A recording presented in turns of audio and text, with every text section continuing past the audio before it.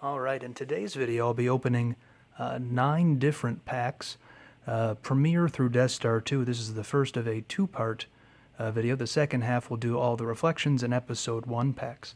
And this is an extra special video because I'm here with my friend Sean and we're going to hot seat it, taking turns opening the different packs from different sets, and maybe we'll have a few recollections from when we first started playing Star Wars, 22 years ago now at summer camp. But we'll probably go two at a time, and I'll get things started off with Premiere and New Hope. We'll get these cleared off to the side.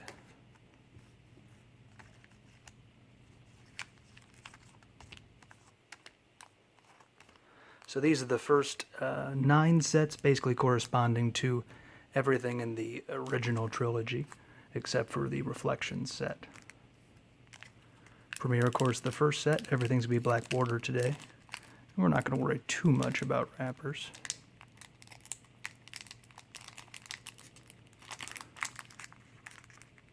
Especially if things get out of hand with these old flimsy ones. Whoops. Alright, so we're going to start with uncommons. I believe there's 4 uncommons, so I might move those to the back. See if I did my rares right. It's 10 commons. 2, 3, 4, 5. All dark side, kind of makes sense. 2, 3, 4, 5. Looks like our rare is light side. So some pretty decent cards for... Okay, so a couple that are still useful. It could be worst, virtualized. I'm sorry, this one's been virtualized as a cancel and a shield blower. Wolfman. Now here's one I don't think I've ever used. Scanning Crew, a very broken card back in the day.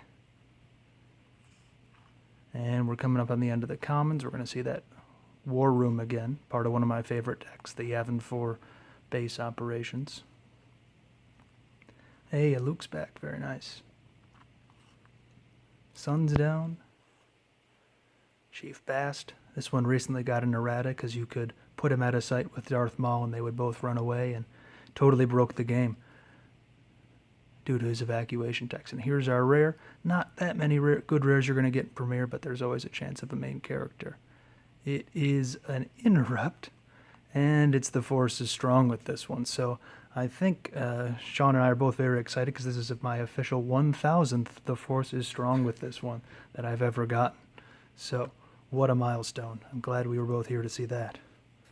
It's at least black border. It is black border, that's true. I've already reached my 10,000th white border. That was a while ago. On to New Hope now. I think this was the second booster box I ever bought, was a New Hope. Came in the same pattern. Opened it up in, might have been the same summer camp cabin we learned Star Wars cards in. But same idea with the rares and commons and whatnot. And I guess I never noticed that they went 5 and 5. Did you ever see that before? We never. I don't think, no. We never opened them for commons first. Right. We just kind of saw it was in there. But it does make sense based on how they did the sheets that it would be that way. So another light side rare. So that means it's not going to be a maneuver check. For those of you who've been watching my other videos, every time I open New Hope, it's a maneuver check. Okay, that's a useful card after you get blown out in a battle. A lot of stuff that's hard to pronounce in New Hope. DeFell, I always got them mixed up with the Wolfmen. We have a Prisoner. I think this is one of the ones I tried to use again. I tried to use a tractor beam capturing deck against you, but my deck ideas never got off the ground. He would always just use EV99 and force train me to death at the junkyard, wasn't it? That was, yeah, the Jabba's Palace. Jabba's Palace junk heap. Oof. Although I think I was always cheating with using the battle droids instead of the... Oh, right. Yeah, there was a lot of stuff we didn't know about back then. Like, attrition was just too hard, so the permanent weapon characters, they became gods. Alright, so a good rifle. It's hard for me to get these, so it's nice to have one to make more common and uncommon sets out of. It's not a great card, but it just seems like one that I don't come across very often. Some musicians for undercover spying and a good destiny, and our rare card is... Okay, you're all clear kit, so that is a rare 1. Twice as hard to get as the rare 2s. And I guess I miscounted a little bit, so we have eject there. But not a bad card to get in terms of rarity, even though there's not too many uses for blowing up the Death Star decks. I think what I'll do now is step aside, clear out some of these cards, and Sean will come in and open some Hoth and Dagobah for us.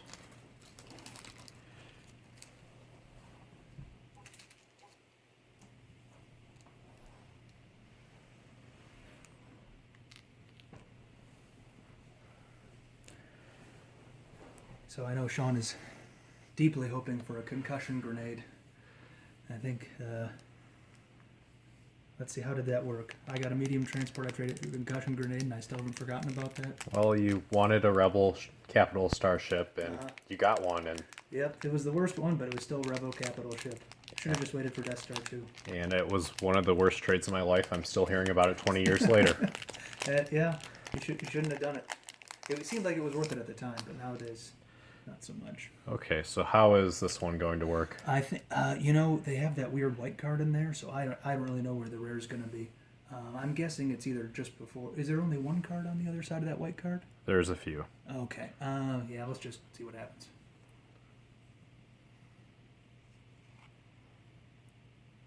That was always an interesting one, but it seems hard to pull off. Yeah. I always wanted that to be better, but just exclusive to Hoth made it, yeah. And when it goes lost when it's on them, it's tough. Third marker. Mm-hmm.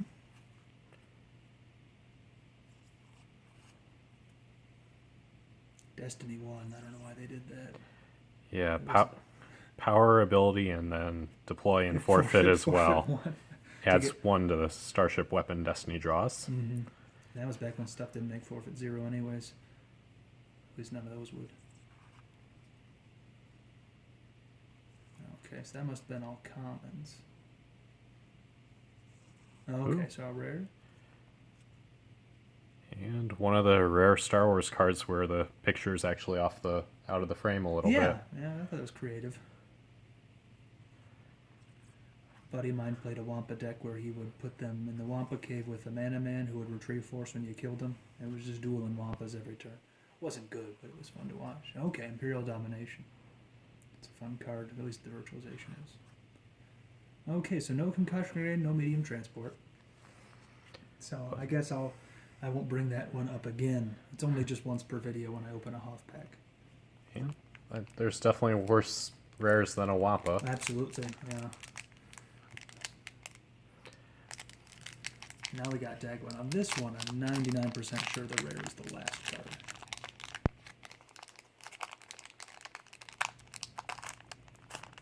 He's much better opening up packs than me.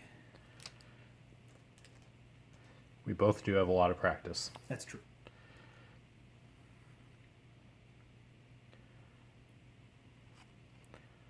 So the one thing I never liked with Dagobah, and Cloud City sort of as well, was you basically just got interrupts and effects, and Yeah, not a whole lot else. Light side, there was only 2 characters. Of course, if you did get a character, it'd be the best ones.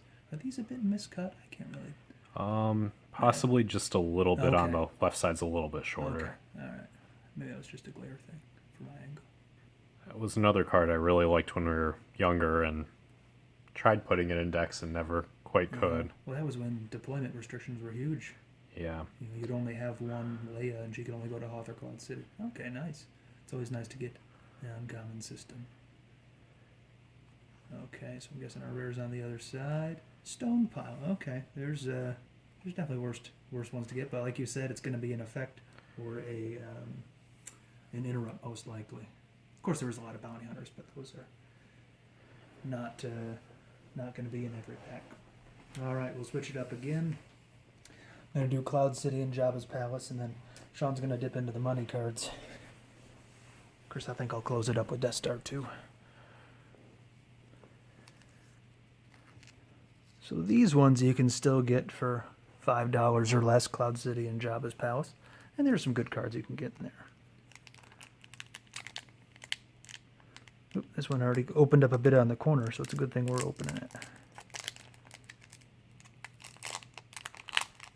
Still kind of sealed tight on the top, though. Gotta wonder how much longer the the packing material is going to last on some of these. I know some people have had issues with Endor, just the sides kind of cracking a little bit. Okay, so a couple sights so far. Now here's an interesting one. I think I tried to play this. This is one of those cards that we probably played it wrong, and I thought I was doing something awesome, but if an opponent has less than double your total power. I remember Sean having to explain to me what that meant. I think that was also one that we thought was a rare for quite a long time. Yep, yeah. Cloud City was a big one, because almost everything was an interrupt. I think the last card that I knew wasn't a... Let's see, the last card that I knew was a rare and not a common or uncommon was He's All Yours, Bounty Hunter, and that was in Cloud City. And this is, man, I'm just thinking back to when I tried to carbon freeze a captive from Sean. I don't know if I ever even got a captive from him, but I remember making a deck around this and playing this back in the 90s. I think we both tried a few times. It is pretty cool. Bounty Hunters definitely got better with when they had the weapon cards as well. Oh, yeah. Okay, that's better than a lot of the rares you're going to get in this set to exclude a character from battle. And R2 come back at once. So we were likely to get an interrupt, and not a bad one to get. Let's see, I look for R2-D2 or Hero of 1,000 Devices. But hey, it's the main character's back interrupt, so I can't complain too much about that. Thanks. And we'll do Jabba's Palace now. Let's see. So I remember local supermarket would carry these for about $1 a pack, maybe in the early 2000s. I don't remember. It was $2 or $3 because I think it was a lot more expensive than. Okay. Like for some reason, Star Wars cards were $1 or $2 more a pack, but when Pokemon and some of the other ones came out, they were cheaper than the card stores. Interesting. Okay. Maybe it was Young Jedi, the blue packs, the Jedi Council I was thinking of, that were 99 cents. You could buy a whole booster box for like $20 of those. Although at one point, I believe they were selling the packs for 40 cents a piece, if Oh. I recall. I think that was a couple of years, like maybe around 2000, they were trying to get rid of them and started selling them for 40 cents a piece. That's nice. That's a pretty good deal today, even though they aren't that in demand. All right, so far a good alien for a rep deck. And this isn't bad at all for a Jabba's Palace pack. I like Skiffs, a Destiny 6 Interrupt, and cancel a Battle Destiny by losing a droid. It's not too bad. Gosh, when's the first time we had enough Destiny 6s to put Ethan 5 in a deck? It was probably after the game was out of print. Probably. They definitely were stingy with Destiny until Death Star 2. And Mm-hmm. Yeah, if you wanted to have a Destiny 7, it would have to be like something that would prevent you from getting eaten by a dragon snake. Not too useful. There's the infamous card. The Droid Workshop. So I think I've probably been drained for 10 in one turn here. And I didn't even think I knew what was gonna happen before it did. I thought I was safe with no icons there. Weakway Marksman. Kind of a cool sniper text, but pretty expensive. May fire a weapon using double force. This is some pretty solid commons and uncommons for Jabba. I mean, steal a weapon from somebody. And our rare Bane Mauler. Okay, so not one of the top tier rares, but still a pretty cool card. I still remember that was in the first Star Wars deck I ever played. Very nice. It was one of the better dark side characters, actually, when Jabba's Palace came out, I believe. Yeah, it's only one force to add their power and game text. You can do a lot of weird stuff with that, I'm sure. Adds one battle, like Leia, adding a Battle Destiny with Han. And I think part of it was he was a high enough ability that you could actually use a lightsaber with him without it costing an armor. Oh, that's another good point, too. Yeah, always trying to get Dark Jedi lightsabers to work when the best usually I could hope for was like a deploy 2, forfeit 5, power 2, ability 2 guy. That was the big strategy back then. All right, so Jabba's Palace packs can get a lot worse than that. But we're going to step aside, or I'm going to step aside, and we're going to do a special edition and Endor next.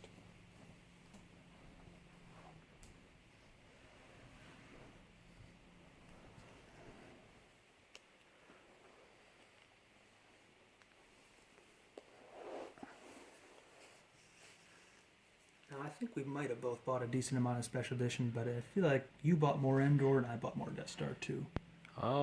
Special Edition, I think, was the last set before Pokemon came out, and I started getting into Pokemon. Before I started collaborating with the enemy. Wizards of the Coast, that is. So I think Special Edition, I don't think I really picked up a lot of it until after the game was out of print. Okay. And at that point, I just bought the starter decks since they were Right, cheaper than right. buying an actual booster box. A lot of cool stuff. You probably got a lot of B-Wings and Raltier Freighter Captains then. Probably more than I'll ever use. Yep.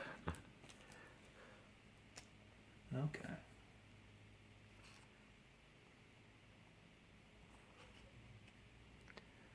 That's the starting location I use in the Dark Deal decks now. A lot of people, it wasn't my idea, but it's a nice site, -1/4 string for the enemy. Opponent, I should say.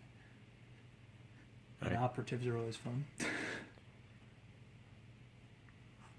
Would you say that's the best X-Wing picture that you can recall? I think it's definitely, it just sort of looks, I don't know if it's cropped weird, but it definitely looks shorter than the rest of them. Interesting. Yeah. Like, Could it be the just angle. always looked a little weird to me. Okay, the key card for a tie deck. And I'm pretty sure that's one that I thought might be the rare. Mm-hmm. And that one is the rare. Yeah. You ever seen a Death Star Trooper deck? I don't think I have. Are they virtual card ones? Oh, I was. I don't know if anybody makes them because there's no light side force icons. You can't really do much damage on the Death Star, but yeah, I guess they don't have to deploy there.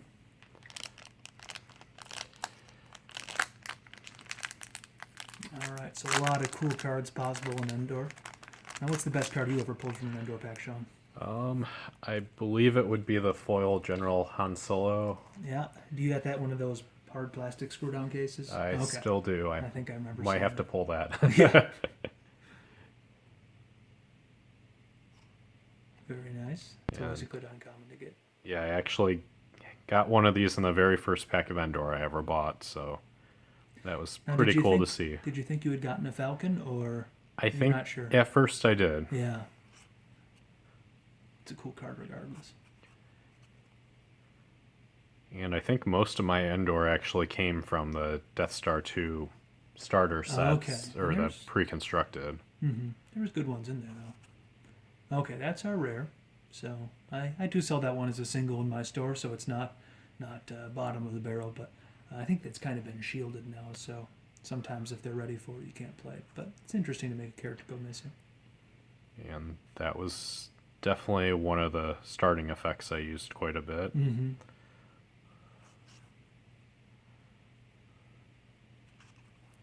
And closing off with a nice Endor set. Just kind of a cool set all around. A lot of good, seemed like a pretty good interactive set. A lot of battlegrounds, weapons, stuff like that. All right, we'll switch it up one more time for this video. Death Star 2.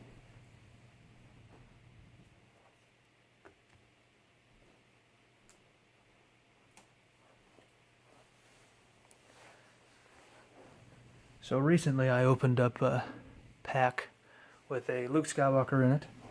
Maybe you've seen that video or maybe you haven't. So it's unlikely we'll get another one, but there's so many good cards in Death Star 2, we'll see what happens. This is from the same box, I believe. Now I think by Death Star 2, you and I both more or less stopped buying. I think I got a few packs. But I think, yeah, that was right around when, I really got into Pokemon and actually playing tournaments for a little while. And wow. then I stopped Star Wars until, I think, about Theed Palace, so I missed out on a lot of good stuff. Okay. But you got some pretty good Theed Palace stuff, right? Yeah. Yeah, we'll probably talk about that in our next video for sure. A lot of cool AIs and whatnot. All right.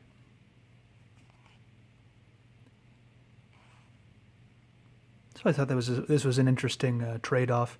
You got to occupy the site or maybe control it, but you get +3 generation.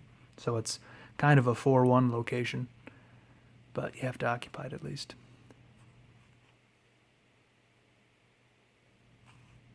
All right. No idea where the rares come in this one. And it'd be nice if non-unique ties were a bit more supported in some way, but Destiny 4, Power 2 is not that great, but Deploy 2, Forfeit 3, and just kind of a cool looking card. And the other, its counterpart, the Bomber counterpart to it, Okay, not bad. Mon Calamari Cruiser. So this was originally a preview card. I think you got a second anthology before, Sean. I picked up 2 of them. So Nice. yeah, that was my only Rebel Capital Starship for a while. Much better than the medium transport. This could probably take on a few of those if there was ever a Rebel Civil War. Pretty good Star Destroyer captain. And Scimitar 1. Oh, okay. This is not bad at all. These are 2 pretty cool cards to get. There's not too many Starfighter weapon decks, but I think his pilot adds 2 to Weapon Destiny. This adds 2 to Weapon Destiny. You might have a pretty good shot of shooting down the Executor with this guy on his own, depending on if you use an intruder missile or not. So, that's a pretty decent pack of Death Star 2. Always nice to get a capital ship in this set. There's a bunch of them. But yeah, just like that card a lot. Anyways, let's see. Thanks for watching. This is one of the longer videos. The next one's going to be a bit shorter. We're going to be doing the 3 Reflections sets and the 3 Episode 1 sets. So lots of opportunities for cool cards and cool foils. Hope you watch that one too.